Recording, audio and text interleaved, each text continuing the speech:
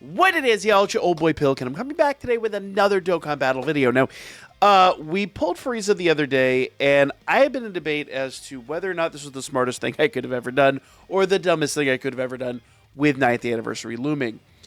And we're going to find out today. So, all we're going to do here is we're just going to damage test Frieza. We're going to give him every opportunity to shine. Now, what we're going to have to do, and this is going to be oddly specific, is I'm going to have to get him on rotation with Tech Frieza in his second form. Tech Frieza in his second form, with literally anybody else on the team, is going to give every link possible. Now, that might be a little tricky, but it is what it is. I'm double leading this with the AGL Friezas, but every single link skill should link up at that point. So let's go ahead and jump in. All right, so right out of the gate, we have none of the AGL Friezas. Okay, they are both on the next rotation, so that actually will work out for me. Literally everybody here, with the exception of these two, well, even those two, will work on this. So let's just get through this stage real quickly. Who's got the best defense? Who's not going to get rocked? They're not going to get rocked, so we'll just feed them up, give them that, and it really doesn't matter too much what happens here. None of this is really important, and we don't even expect to beat this event. I need to get to a point where we could reasonably test Frieza and determine, was he worth pulling? I mean, we're a month out of the anniversary, right?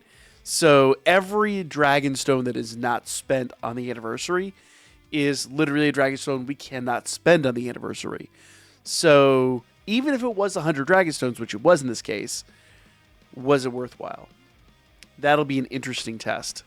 All right, so there's a lot of attacks coming out of these guys, but they're not doing much at all.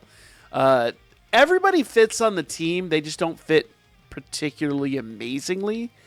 They're really all just here to boost Frieza. That's it. That is all I care about. So if you're wondering like why the team formation's a bit odd and a bit wonky, that's the whole reason. We're getting to the very next rotation with these guys. So, okay, my Frieza's in the front. So I will let him just get some ki. We'll do that. Yeah. None of this really matters. I don't know why I'm overthinking it. So basically, the next time they come up is when we will get the answer to our question once and for all. Was this worth its time?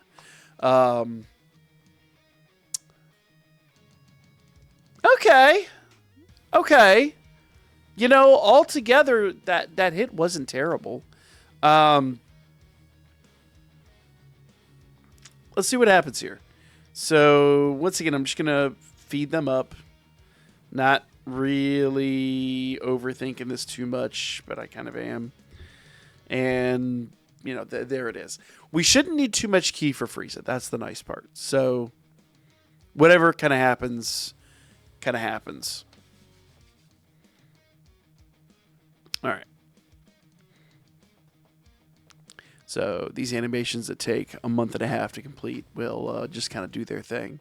It feels like they're in slow motion, but they're totally not. Like you can see down there, the speed is at full speed. Those animations feel so slow. All right. And I never knew they got so many attacks. Good grief. Okay. And all right, whenever they're done, we have our moment of truth. Now, once again, Frieza. Okay. Ooh, he's even got his active skill. Choices. Okay, so we'll address this here. The reason that I brought Frieza in here is because every single link is active. With second form Frieza on deck, everything links up except Metamorphosis.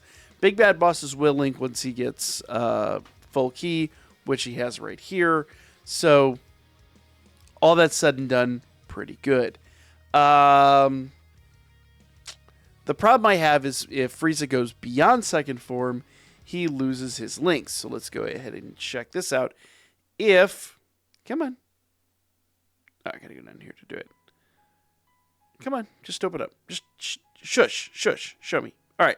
So if he gets the third form, he loses shocking speed. Comes out of, or basically erupts from what it was Fear and Faith. So we lose that link skill at that point.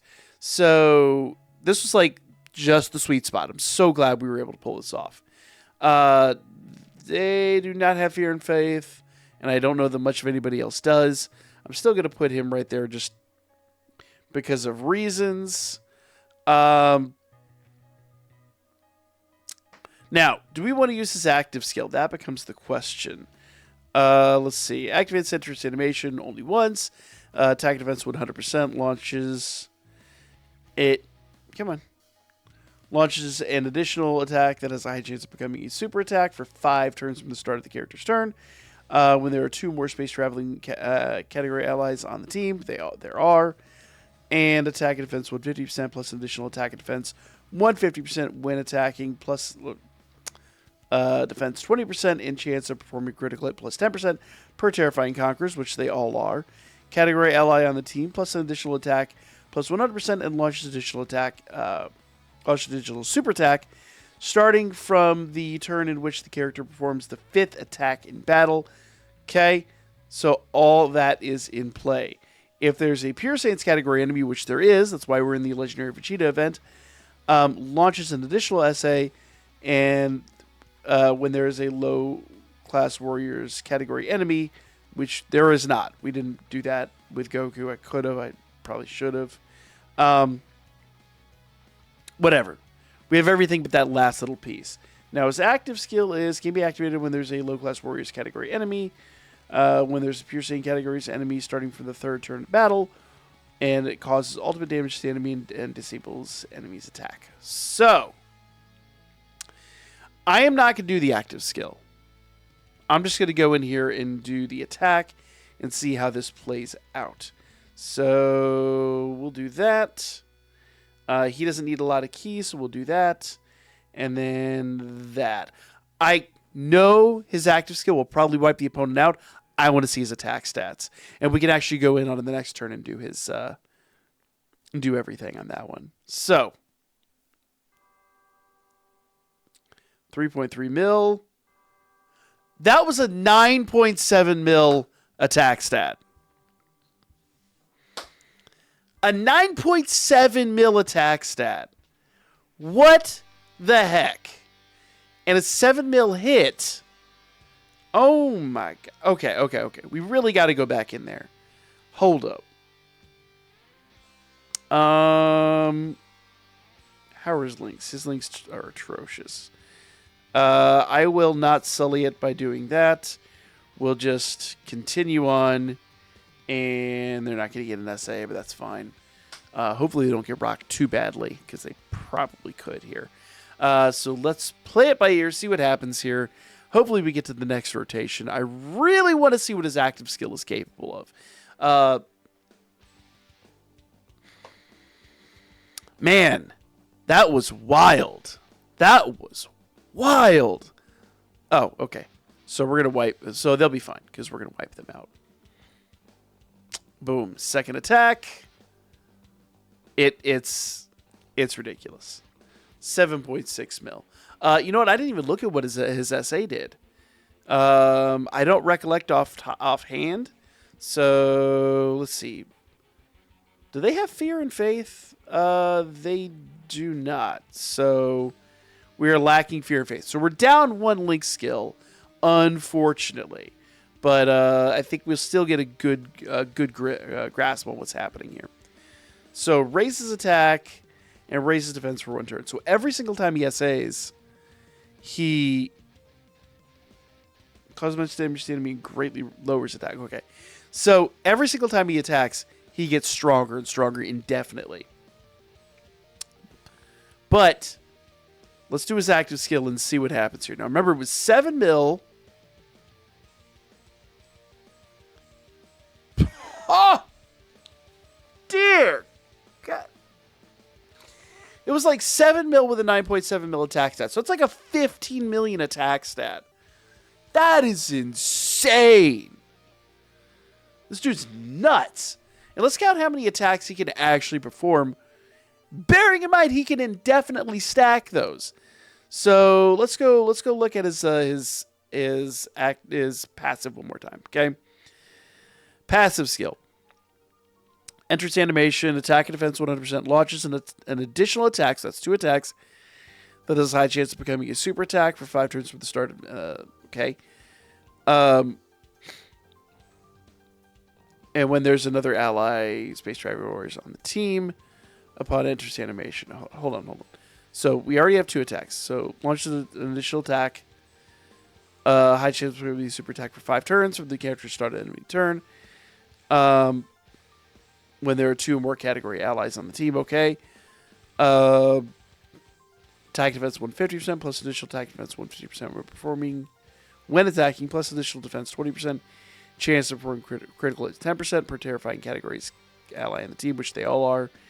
Plus initial attack 100% and launches additional attacks. That's 3 attacks now. Starting from... Yeah. So it's 3 attacks with a potential 4th attack. Hold on. If there's pure Saiyan enemy launches an additional attack. So that's 5 attacks. That's 5, potentially 6. Oh my God. And they could all go SA. Oh. This is crazy. We are getting to a point now where units are just nuts. Here's the big downside to Frieza. If you haven't looked at the teams he works on, it's not a big list. Planetary Destruction, which it's not a great team. Space Traveling Warriors is a pretty good team. Inhuman Deeds is a really good team. Terrifying Conquerors is a fantastic team. Wicked Bloodlines is a good team. Gifted Warriors. Decent team. Does he fit well? And Sworn Enemies is another weird team. So he doesn't have a lot of teams, but he does have like 3 or 4 rock solid teams that he would work really well on. Now, full disclosure, I love him, but I'm not going in for dupes. I am done. 100 Dragon Stones. I got what I want. I'm in. I'm out. Totally worth. Now, if you had to go, let's say, 1,000 Dragon Stones in, totally not worth. He's great, but he will be back before the end of the year. Mark my words on that. So, save your stones for the anniversary. If you got lucky, you got lucky. If you got tickets, snag those.